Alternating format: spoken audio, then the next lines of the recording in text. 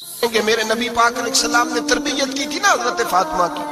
فرمایا بیٹے تیرا خامد اسی طرح ہے کہ جس طرح تیرے لیے مجازی خدا ہوتا ہے. اگر میں کسی کو سجدے کا حکم دیتا تو عورت کو کہتا خامد کو سجدہ کرے. دیکھنا اور میرے نبی پاک کے لفظ ہیں حدیث ترمذی میں. فرمایا جو بی بی اس حال میں مر گئی کہ اس کا خامد اس سے راضی تھا، فرمایا اللہ اس کے لیے جنت کے سارے دروازے کھول دے گا. تربیت کی تھی نا تربیت. تو خود میرے نبی پاک شادی کے بعد حضرت فاطمہ کو لینے گئے. کہا فاطمہ چلا لینے آیا ہوں. تربیت خود کی تھی. بی بی صاحبہ کہنے لگی حضور نبی کا حکم ہے کہ باپ کا؟ نبی کا حکم نام ماننا کفر ہے. نبی کا حکم کہ باپ کا. حضور نے فرمایا باپ کا. کہنے لگی محبوبہ بیٹھ جائیں، جب تک علی نہیں آئے گے میں کوئی نہیں جاؤں گی.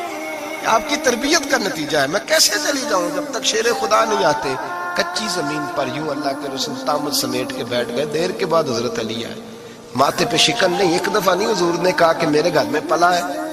جناب علی تو کچھ سالوں کے تھے جب حضور کے در اقدس پہ آ گئے. یہ نہیں اللہ کے رسول نے فرمایا کہ میرے گھر میں پلا ہے، میرا غلام ہے، ساری زندگی میرا دستر نگر رہا ہے، کیسے بول سکتا ہے؟ کوئی لفظ نہیں کہے. فرمایا تو ٹھیک کہتی ہے، شیر خدا آئے.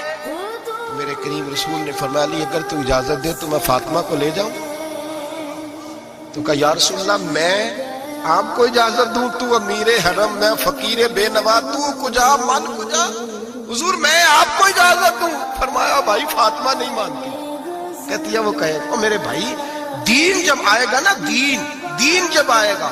سیدہ طیبہ طاہرہ حضرت ختیجہ الکبریٰ کی سہیلی ملنے آئی اور حضرت ختیجہ کے پھٹے ہوئے کپڑے اور پیبند والے کپڑے دیکھ کے تو رو پڑی. کہنے لگی تم مکے کی ملکہ تھی اور دنیا تیری مثال دیتی تھی، اور ختیجہ یہ تو نے کیا حال کر لیا. فرمایا چپ کر، میں اس حال میں راضی ہوں جس میں میرے رسول راضی ہے.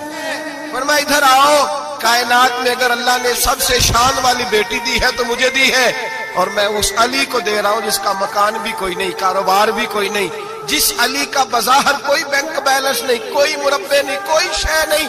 حضور علی کے پاس کیا ہے؟ فرمایا میرا علی عشاء کے بعد قرآن شروع کرتا ہے تو فجر سے پہلے ختم کر دیتا ہے.